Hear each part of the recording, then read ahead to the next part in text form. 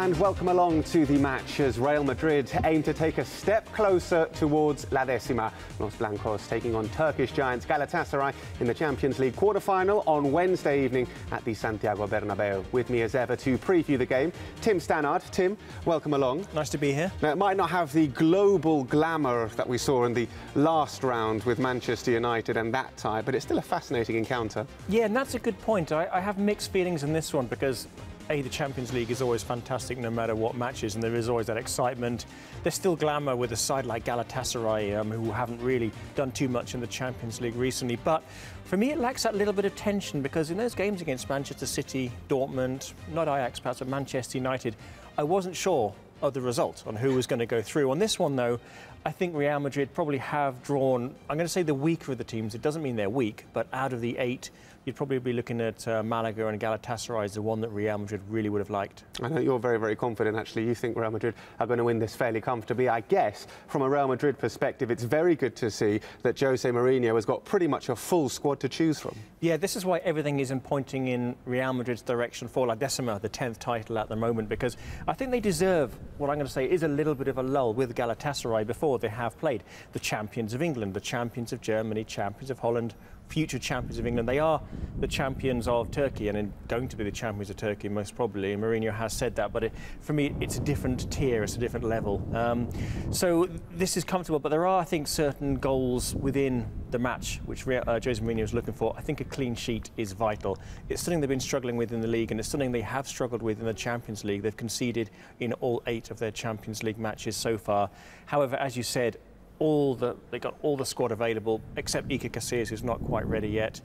Maybe one doubt perhaps at the moment is the form of the strikers between Karim Benzema and Gonzalo Higuain, but this is a fantastic opportunity, these 2 matches, just to get one of them at least firing on all cylinders. Well, we are going to see the 2 top goal scorers in the Champions League on the pitch, almost certainly, on Wednesday night at the Santiago Bernabeu. Burak Yilmaz for Galatasaray and, of course, Cristiano Ronaldo for Real Madrid. Now, Yilmaz is a very talented player, but being Real Madrid TV, we're going to focus on Cristiano Ronaldo. And in the Champions League this season, he's just been sensational. Well, yeah, it is one of the positive points, isn't it, seeing the 2 players who have the same amount of goals, but perhaps let's look at the different level of quality. And Cristiano Ronaldo has been absolutely magnificent. Like last season, I wouldn't say he's been carrying the team through, because I think leading the team through, I think, is a better expression, with incredibly crucial goals, especially the ones against Manchester United. And that was such a finely balanced tie over the 2 games at the Bernabeu and indeed at Old Trafford.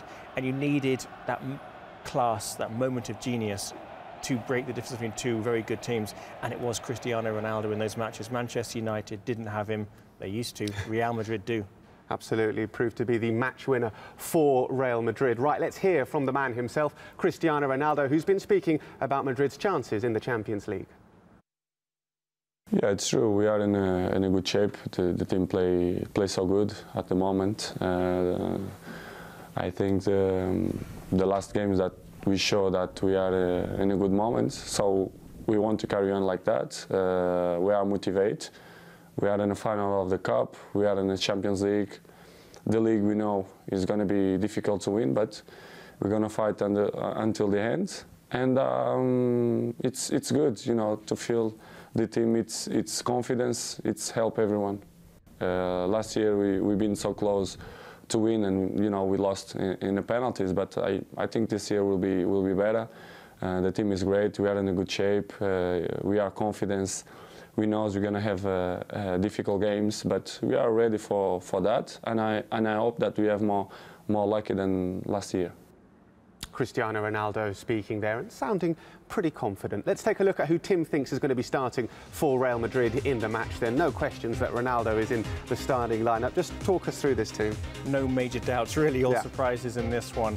Varane is now the #1 centre-back, I think, alongside Ramos, ahead of Pepe. But he has been carrying a little bit of an injury, so that is the one doubt. But if Varane is fully fit, he will play. And as usual, up front, I think it's going to be Higuain. It might be Benzema. It's reading tea leaves. Obviously, Benzema didn't play against Zaragoza. Higuain did, but is that because he wants to keep Higuain completely in form and playing more games, or does he think that Benzema is going to be rested and ready to play this one? Benzema has got 3 goals in the Champions League this season in 6 games, which is better than Higuain's record. So that, for me, is the one major doubt, like in every match. Does look like a pretty strong starting 11, that one for Real Madrid, the one that Tim has picked. Let's speak a little bit about Galatasaray. Obviously, they've arrived here in the Spanish capital, and this is, for them, a huge game. Obviously, they've got plenty of experienced players who have played plenty of big games, but Real Madrid in the Champions League at the Bernabeu doesn't get much bigger than that. It's a really interesting one, because doing a little bit of research on Galatasaray, I had to challenge one or two assumptions. They are a very famous name in world football, in European football, but not that successful on the European field. It's been 24 years since Galatasaray within the last 4 of the European Cup or Champions League.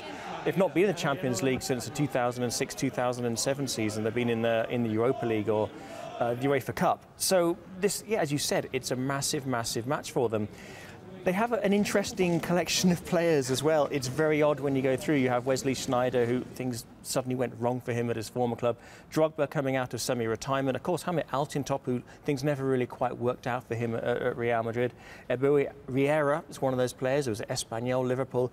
And Felipe Melo as well. So it's a collection of footballers, and you kind of go, I forgot about them. And this is where they've ended up. So, but as you said, it's a huge amount of experience in that side. But where I think they have been struggling with as late is trying to fit all, well, at least 2 of these new players in, Sneijder and Drogba, who they brought in over the winter window, into the side. And let's see how they can cope with that disruption to the team. Yes, we will see that on Wednesday night. Just time then for me to get Tim's predictions, and I've already said he's pretty confident of a Real Madrid win.